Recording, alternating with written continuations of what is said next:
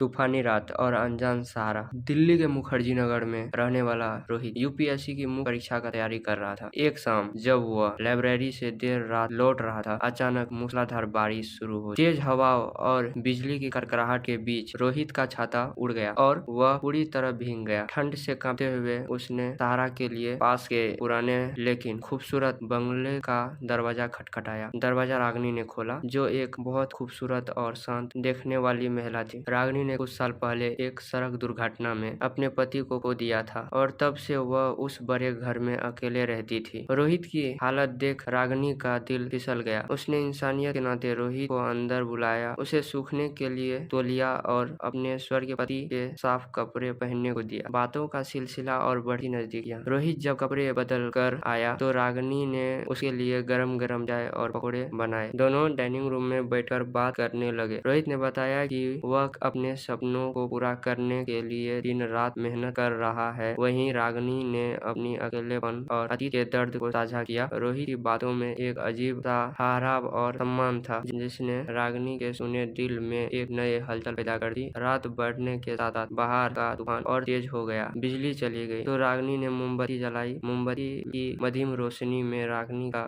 खूबसूरती और निखर उठी थी। दोनों एक दूसरे की आंखों में खोने लगे। रागिनी को सालों बाद किसी पुरुष का साथ और सुखद लग रहा था और रोहित भी रागिनी की सादगी और आकर्षक से खुद को पा रहा था। उस रात दोनों के बीच की दूरियां मिटी और उन्हें एक दूसरे की बाहों में पनाह ली। हैरान कर देने वाली सुबह जब सूरज की किरण ने कमरे में आई तो रोहित की आंखें खुली। वह रात की याद को, अपनी आने वाली परीक्षा के तनाव के बीच थोड़ा असहज महसूस कर रहा था। जब वह डाइनिंग टेबल पर पहुंचा तो वहां रागिनी नहीं थी, बल्कि एक लिफाफा रखा था। लिफाफे को खोलते ही रोहित हैरान रह गया। उसमें रागिनी की तरफ से एक पत्र और यूपीएससी परीक्षा के लिए बेहद दुर्लभ और कीमती नोट्स के साथ साथ दिल्ली के एक नामचीन कोचिंग इंस्टीट्यूट के विशेष पास रखे थे। पत्र में लिखा था, रोहित, कल रात मेरे जीवन का सबसे खूबसूरत तोहफा था, लेकिन मैं तुम्हारी मंजिल का रोकड़ा नहीं बल्कि तुम्हारी ताकत बनना चाहती हूँ। यह नोट्स और पास मेरे दबंग पति के हैं, जो खुद एक आईएएस अधिकारी थे। इन्हें संभालो और अपने सपनों को पूरा करो। रोहित रागिनी के इस महानता और प्यार को देख स्तब्ध था। रागिनी घर में नहीं थी। वह कुछ दिन के लिए अपने मायके चली गई थी ताकि रोहित बिना किसी भटकाव के अपने पढ़ाई पर ध्यान दे सके। रोहित ने रागिनी के दिए नोट्स और प्रेरणा को अपना ताकत बनाया। उसने दिन रात एक कर दी और आखिरकार यूपीएससी की परीक्षा में शानदार रैंक हासिल की। और उस दिन रोहित के कमरे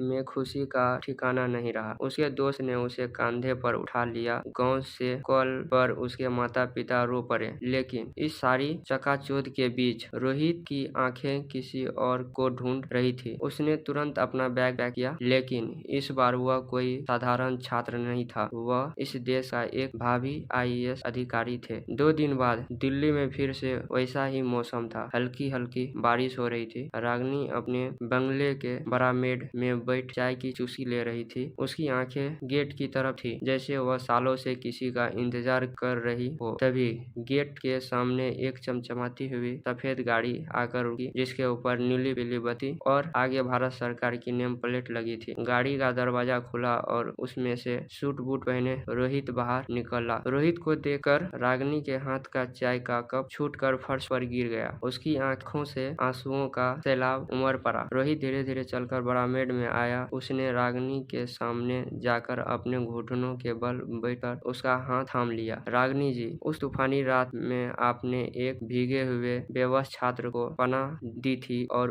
उसे अपनी जिंदगी के सबसे कीमती नोट सौंप दिए थे। आज आपका वह छात्र देश का प्रशासनिक अधिकारी बनकर आपके सामने खड़ा है। रागिनी ने उसे अपने सीने से लगा लिया। मुझे पता था रोहित, तुम्हारी आंखों की चमक झूठी नहीं थी। मुझे तुम पर गर्व है। रोहित ने रागिनी के चेहरे को अपने हथेलियों में लिया और उसके आंखों में देखते हुए कहा, रागिनी, तुमने मुझे अपना कमजोरी नहीं, अपना ताकत बनाया था। अब यह दुनिया क्या कहती है, मुझे कोई फर्क नहीं पड़ता। तुम्हारे इस सोने बंगले को और तुम्हारे इस अकेले दिल को हमेशा के लिए खुशियों से भरना चाहता हूँ। क्या तुम एक आईएएस अधिकारी को अपनी जिंदगी में हमेशा के लिए पनाह दोगी? रागिनी ने मुस्कुराते हुए हाँ में सिर हिला दिया। बाहर हो रही बारिश अब इन दोनों के मिलन का उत्सव मना रही थी। दो अधूरी जिंदगी मिलकर अब एक मुकम्मल दास्तान बन चुका था।